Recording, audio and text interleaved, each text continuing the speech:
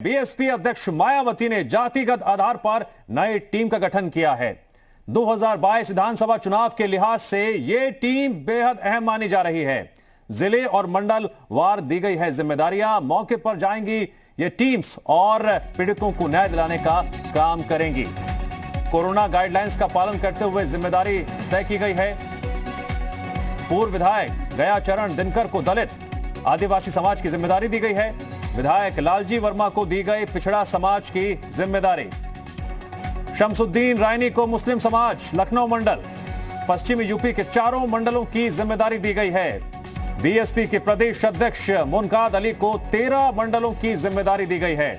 सतीश चंद्र मिश्र को ब्राह्मण समेत सवर्ण समाज की जिम्मेदारी दी गई है। अति संवेदनशील अति गंभीर मामलों में जिलाध्यक्ष स्थानीय मुख्य सेक्टर प्रभारियों के साथ मौके पर जाएंगे। अधिकृत लोग घटना स्थल पर कोई धरना प्रदर्शन नहीं करेंगे, ये भी गाइडलाइंस दी गई हैं। कर्फ्यू के दौरान घटना स्थल पर भी नहीं जाएंगे। कर्फ्यू हटने के बाद पीड़ित परिवार से मिलकर तथ्यों की जानकारी लेंगे, संबंधित अधिकारियों से भी मिलेंगे। तो 2022 विधानसभा चुनाव के लिहाज से ये बीएसपी की टीम बेहद अहम मानी जा रही है। तो क्या अब चुनावी रणनीति के तहत एक कदम आगे बढ़ाते हुए इस टीम का गठन करते हुए ये देखना बेहद अहम होगा कि जिस लक्ष्य के साथ इस टीम का गठन किया गया है, आने वाले दिनों में क्या कुछ देखने को मिलता है, क्योंकि इस टीम को जिले और मंडलवार जिम्मेदारियां दी गई हैं। मौके पर जाकर जायजा लेकर पीड़ितों को न्याय दिलाने का यह टीम काम करेगी। इस वक्त की बड़ी खबर। जी मीडिया संवाददाता पवन सेंगर जुड़ गए हमारे साथ इस खबर पर और अधिक जानकारी के लिए। पवन, 2022 विधानसभा चुनाव की तैयारी के लिहाज से टीम की तैयार की गई है या फिर वाकई में ये मौके पर जाएगी और पीड़ितों को न्याय दिलाने की बात जो कही जा रही है, कैसे न्याय दिलाएगी या फिर चुनाव की तैयारी करेगी? देखिए, बीएसपी सुप्रीमो ने 2022 चुनाव का एक तरीके से बिगुल फूंक दिया है। उन्होंने साफ कर दिया है कि वो किस रणनीति के साथ 2022 का चुनाव लड़ने जा रही हैं। कोविड-19 संक्रमण का दौर चल रहा है, तमाम तरह की राजनीति चल रही है, दलीय राजनीति चल रही है, जिसमें ब्राह्मण राजनीति खासतौर से इस समय सर्वोपरि है, चाहे वो समाजवादी पार्टी के लिए हो, बीएसपी के लिए हो, बीजेपी के लिए हो, कांग्रेस के लिए हो। बीएसपी सुप्रीमो ने एक तीर से कई निशाना साधा है। मसलन ब्राह्मण समाज के लिए सतीश चंद्र मिश्रा को जिस तरीके से आगे किया, 2007 के चुनाव में जब जीत करके आई थी बीएसपी सुप्रीमो, जब उत्तर प्रदेश की मुख्यमंत्री बनी थे, तो उससे पहले इस तरीके का ही कार्ड खेलने का काम किया था। उन्होंने खासतौर से भाईचारा कमेटी और जो सोशल इंजीनियरिंग का फार्मूला अपनाया था, कुछ इस तरीके से ही था जो अब उन्होंने दिखाया है। निश्चित तौर पे इसका कितना बेनिफिट मिलता है, किस तरीके से इस पूरे मसले को उत्तर प्रदेश की जनता लेती है, एक अलग इशू है। लेकिन उन्होंने अपना एक ठोस जो रणनीति बनाई है, उसके तहत ये पूरा जो टीम का गठन किया है उसको लॉन्च कर दिया है।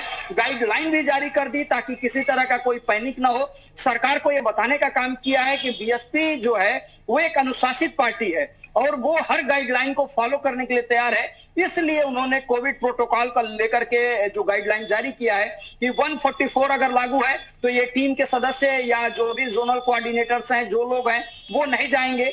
अगर कहीं पे कंटेनमेंट जोन है, बफर जोन है, वहां पे भी लोग नहीं जाएंगे।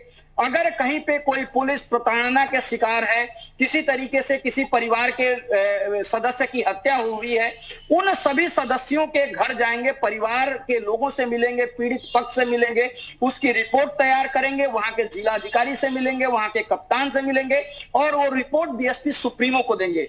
मतलब चाहे वो अल्पसंख्यक समुदाय की बात हो, चाहे वो दलित समाज की बात हो, चाहे वो सवर्ण समाज की बात हो, इन तमाम विषयों को ध्यान में रखते हुए बीएसपी सुप्रीमो ने टीम बनाई है। और खास तौर से ये भरोसेमंद लोग हैं जो बीएसपी कैडर को समझते हैं, बीएसपी के जो वोटर्स हैं उनको समझते हैं और बीएसपी सुप्रीमो क्या चाहती है उसको समझते हैं। लिहाजा इन लोगों की बड़ी जिम्मेदारी दी गई है। अब ये लोग किस तरीके से काम करते हैं ये आने वाले समय पर पता चलेगा।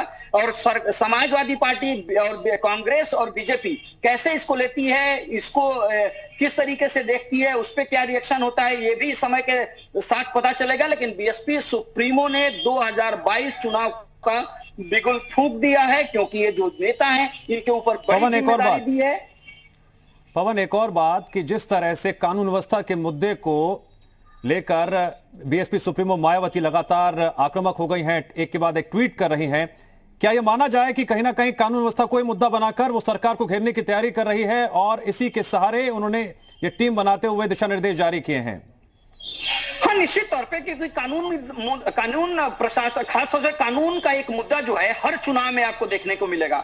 2007 से पहले था, 2012 से पहले था, 2017 से पहले था और 2022 से पहले भी होगा, क्योंकि कानून व्यवस्था, क्योंकि उत्तर प्रदेश देश का सबसे बड़ा राज्य है, 23 करोड़ के करीब जनसंख्या है यहाँ पे, और कानून व्यवस्था को लेकर के हमेशा प्रश्न खड़े होते रहे हैं। और खास तौर से जो इस समय घटनाओं का क्रम जिस तरीके से बढ़ता हुआ नजर आ रहा है, उस पे सभी पार्टियां हमलावर है। बीएसपी ने खास तौर से, जो पिछले दिनों बीजेपी की तारीफ भी कर रही थी, प्रधानमंत्री की कार्यशैली की प्रशंसा भी इन्होंने किया था, उत्तर प्रदेश सरकार की भी तारीफ की थी, कांग्रेस को आड़े हाथों लिया था, अब वो खुल करके फ्रंट फुट पे आ गई है।